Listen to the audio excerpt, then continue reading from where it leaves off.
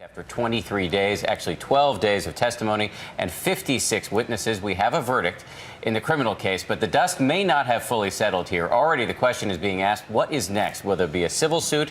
Will federal prosecutors now get involved? Let's bring in ABC's Senior Justice Department correspondent Pierre Thomas. And Pierre, first and foremost, the NAACP calling on the Department of Justice to get involved. The Justice Department has been investigating for quite some time. No final decision has been made. The bar, as George said a few minutes ago, is very, very high for a case like this. But believe it, the civil rights community is going to push hard for something to be done in this case. You've done a lot of excellent reporting in the African-American community about their response to this case. Trayvon Martin has really become a symbol. Can you talk a little bit about that?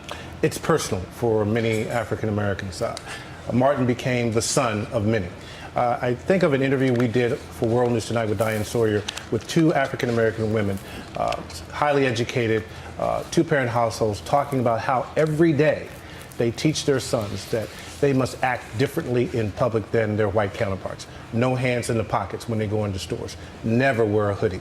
So that was a conversation that they're having every day, not once in a while. And in terms of symbolism, it's hard to forget the way the Miami Heat treated this story. Yes. Something we saw recently at the BET Awards with Jamie Foxx. I mean, this is really something that this issue is certainly not going away anytime soon. The emotions are intense, and people keep coming back to the court of public opinion. Obviously, race could not be dealt with in a meaningful way in the courtroom, but they're talking about how race was the backdrop, how that young man was walking home doing nothing and ended up dead.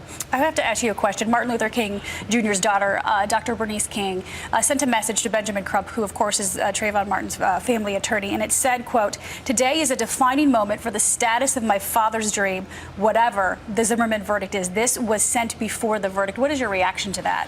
Well, Dr. King talked about being looked at for the content of your character as opposed to the color of your skin. One of the things that's not disputed is that Trayvon Martin was profiled. Now, whether race was the primary reason, we don't know. We can't get inside of George Zimmerman's mind. But people are asking the question, why did a young man, when no crime had been committed at that particular time of night, we're not talking about 2 a.m., we're not talking about midnight, we're talking about between 7 and 8 p.m., why did that young man draw such attention? And on Stand Your Ground, is there any chance you think we could see any change on this very controversial law? Hard to say. It's such a politically divisive and heated subject. Pierre Thomas, so great to have you weighing in on this Sunday morning. We appreciate it.